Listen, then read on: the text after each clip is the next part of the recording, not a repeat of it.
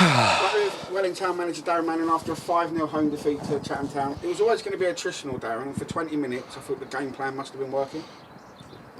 Even then we didn't stick to instructions, if I'm honest with you.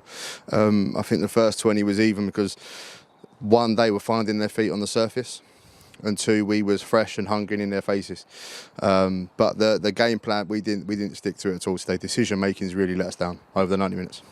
As soon as they started putting pressure and getting in the box and putting balls in the box, we tend to crumble and just concede. Yeah, every time. I said to them all the time, every time a cross comes in, I feel they're going to score. And I must say it now, early on, Lawrence Wymark was outstanding today.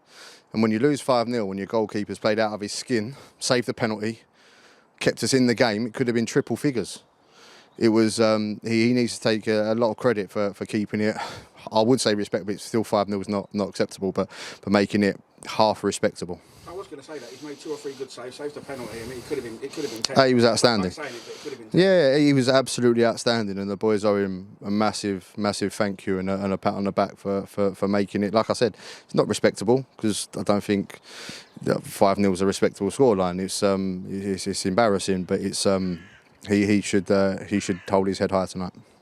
No team was really creating any chances first 20 minutes. You disappointed. No. It was them that were putting in the balls into the box, and I think we put 1 crossing in the first half. Yeah, we know they're a good side. We know they're a good side, and we knew what we had to do to stop them today. We just didn't carry that out, if that makes sense. We know exactly how they play and what they want to do, but knowing what they want to do and actually carrying out a game plan to stop it are 2 different things.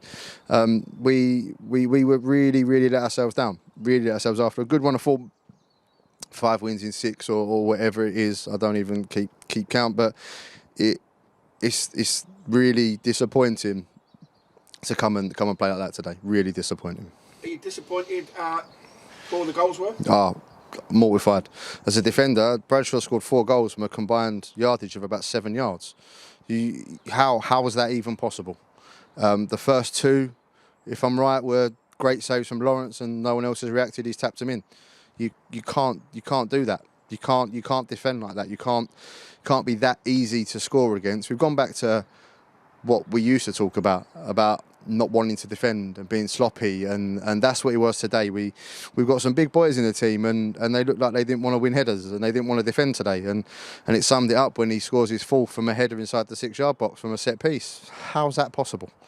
It's extremely poor, and we need to dust ourselves down and go again. After the first 20 minutes, I don't think we won many battles all over the pitch, and we weren't holding the ball up, we were giving it away. It was like everything you could say was bad about performance, we were showing it. Yeah, everything we've been doing very well in the last 4 weeks, we was poor at today. We was sloppy in possession. We weren't clearing our lines well enough. I'll be honest, we could go on forever.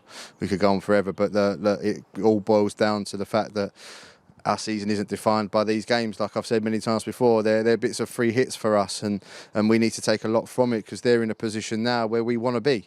We want to be in that position next season, and so we have to take certain things for the game and learn from it. That's the big thing from today, is that we must learn from our mistakes today and rectify them going forward. You're normally out pretty quick after a game, Darren, but today was the exception. And have you said a few words in there? Yeah, not constructive though. Constructive because we still have to be realistic to where we are.